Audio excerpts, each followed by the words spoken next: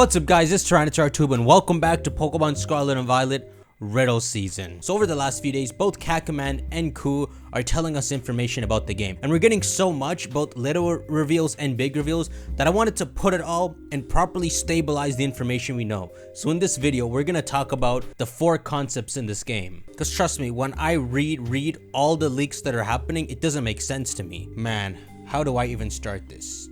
You thought regional forms was a big thing. Alola introduces regional forms, it's the best thing in the world. Wow, Game Freak is revealing how Pokemon evolve differently in different regions. This is the most creative thing ever. You have no idea what's in store. Alola introduces regional variants, Galar introduces evolution to regional variants.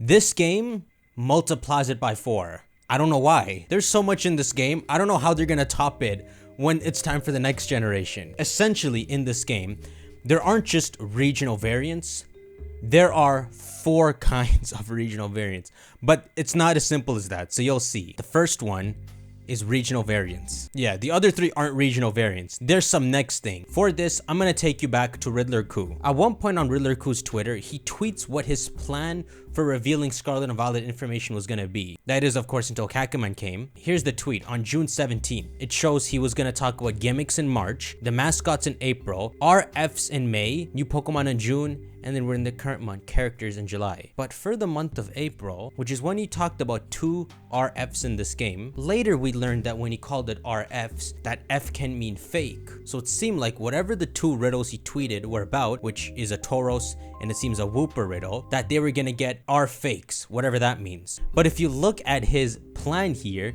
he doesn't just say RF, he says RF and RF. There was no way to differentiate which RF he was talking about, but now we have a proper identity to the 2 RFs Ku tweeted in April. They seem to get regional forms in this game, not fakes. Let me cross-check this. Let me put this on my LinkedIn, Professional Kakaman Analyzer. If you look at some of the stuff K-Dog has tweeted, he's tweeted Wooper has a regional form and that Tauros gets a new form. Now the Tauros, I've asked around, people don't have proper clarification from Kakaman what form means. But because he used the word form, which to spoil later on in this video is not how our fakes work, it would seem we have a Tauros regional variant and a Wooper regional variant in this game. Wooper is said to become a poison type, and apparently they say it looks like it's Beta Sprite. They say Wooper is gonna evolve into a new Pokemon and that when it evolves it has a different color. So there have been fan arts of this, of Wooper being pink. They all look pretty cool. It's nice to know Game Freak's giving love to Wooper of all Pokemon. Well deserved. So that is the first category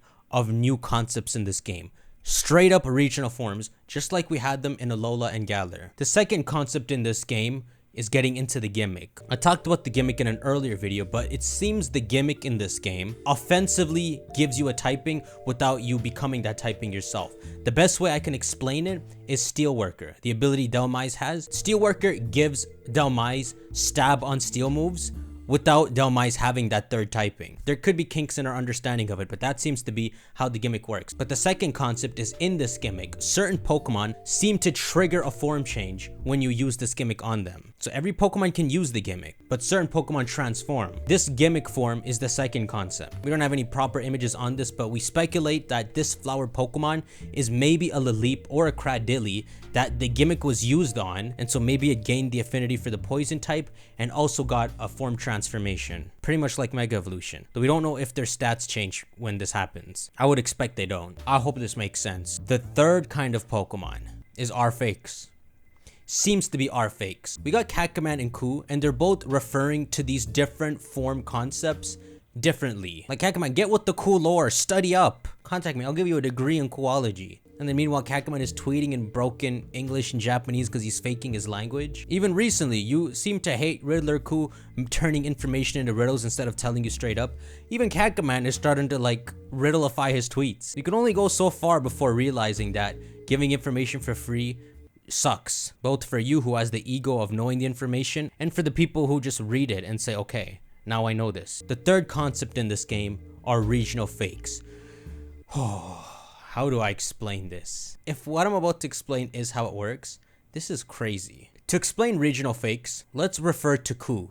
Where's my Ku textbook? The first real RF Ku talked about kind of was Diglett. when he sees this fake scan of a water diglet, he says pretty much that the fake scan somehow nailed it. Probably unintentionally. Whoever designed it accidentally got something right. This is the proper RF Ku's talked about, so we'll use it as an example. So over the last few days, what we thought RFs were in this game was a Pokemon that looked the same as another Pokemon, but it was registered in the dex as something else. Remember y'all, I'm explaining what we thought over the last few days. I'll get to it. Ku also tries to clarify how the Pokemon are different. So when someone asks him about Mimikyu being an example of an R fake of Pikachu, which sounds perfectly right. I mean, Mimikyu is a literal imposter of Pikachu.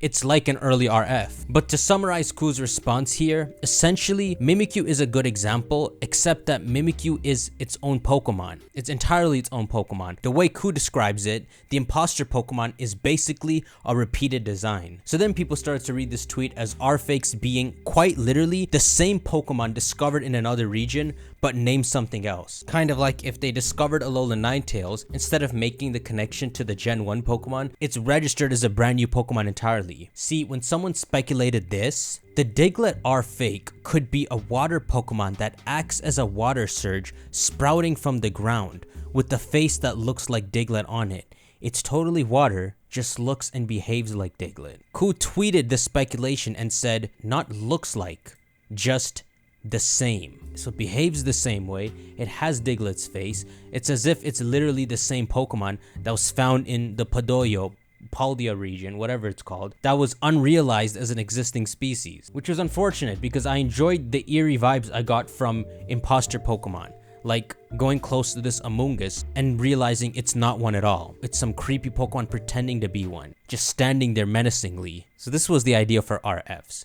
And when I'm handing in my report to my Ku Studies professor, I'm feeling confident. When you're first jumping into all this, that's the idea you're hit with for RFs. But every line I've drawn here describing this is a coincidence. There's another way RFs could work. Just for a bit, instead of calling it R fakes, we're gonna call it Convergent Species. Convergent Species are a group of Pokemon that look eerily similar to existing Pokemon, almost like imposters, but they're completely unrelated. They have nothing to do with that Pokemon that they look like. For Diglett, it's not a regional water Diglett that was found in Paldea, poking out of the ocean, that was then named differently. It's not a regional Diglett at all. Well, I meant to confuse you, just watch. It doesn't just look like, it is the same as Diglett. This, I'm feeling, is most likely Ku misspeaking. He probably just means that their behavior is the same. And so this is the concept we've come to. An Eel Pokemon that exists that will poke its head up from the water just like a Diglett. As Ku said, this Pokemon looks like a Diglett and behaves the exact same as a Diglett. Feels like a regional variant, right?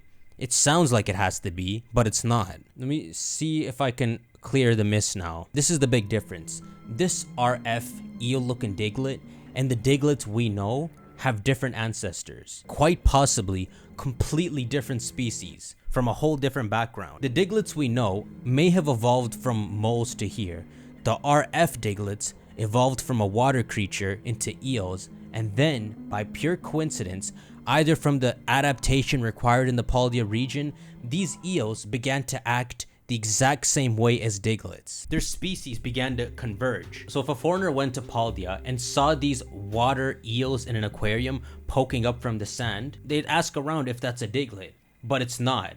Not even at all. This is something that happens in nature. When completely different species have to survive, they come up with the same answers about how to do it. This eel learned that poking up and down to hunt prey is the ideal way to survive, and it just so happens Diglett came to that same conclusion. The eel Diglett behaves, as Ku said, not just similar to Diglett, it behaves exactly like Diglett. I have kind of an ass example in birds and bats. They split off into different species before they even got wings, but over time they both grew wings independently. Their wings even become the exact same curved shape. None of them copy the other, but based off what the environment demands, two species start to evolve to be more like each other. They begin to converge. That's convergent evolution. It's the opposite of regional variants. Instead of two Vulpixes growing further apart, these two unrelated species are growing closer together. Now go back to Ku's tweet about Mimikyu.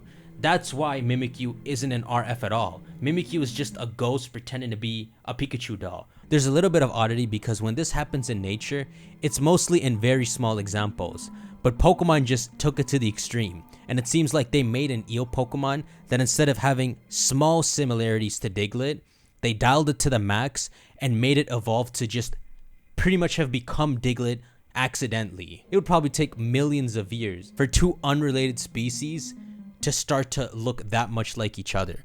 But Pokemon just dials their stuff up. And somehow, this is exactly what I wanted it to be. Real Pokemon that are creepily and probably accidentally imposters of existing ones. While the Amoonguss seems to not actually be an R fake, the creepy vibes live on. Imposters may very well be real. That is the third concept. People keep speculating different things, but I'm sure this is the right landing spot. Oh, and meanwhile, Ku has tweeted these Chinese riddles that I'm not even Chinese. I can't solve them. And look at y'all put in the bat signal. I can't solve this. It's straight Chinese. This is the hardest language in the world to learn. And why is Ku calling the bat signal? Is he a troll? Bro, the people in despair should be calling their hero. Why is Ku calling it? It's like the Joker calling the bat signal. Like Ku lost his phone and this is the only way he can reach me. Ku need to borrow $5 so he calling the bat signal. The fourth concept in this game are time-warped Pokemon. Essentially, what time-warped Pokemon are, you know what they are. They're Pokemon from a different time period, it seems.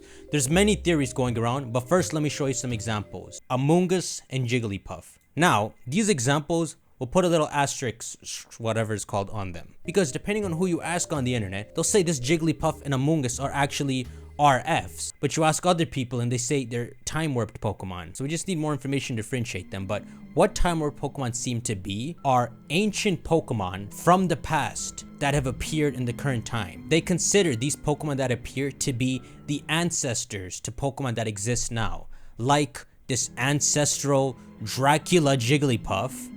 The drawing could be wrong, and this ancestral Amoonguss. So this would essentially be Amoonguss's extremely great grandpa with a slightly different looking body, because Pokemon naturally evolve over time too.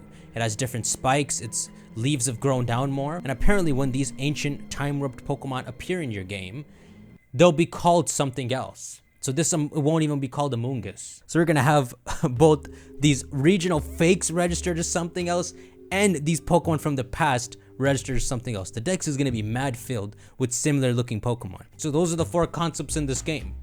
Insane.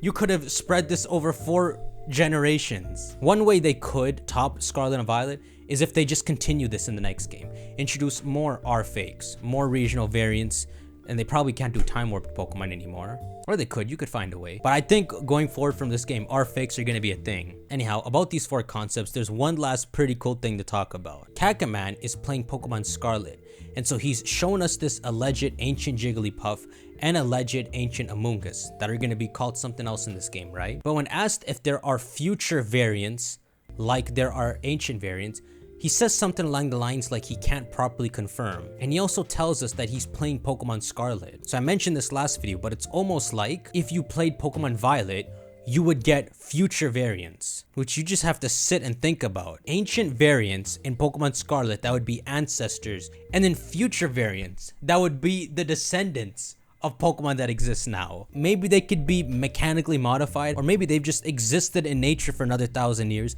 and thus look kind of different. Maybe there's a T-Tar that decided to go into the ocean and now it can swim.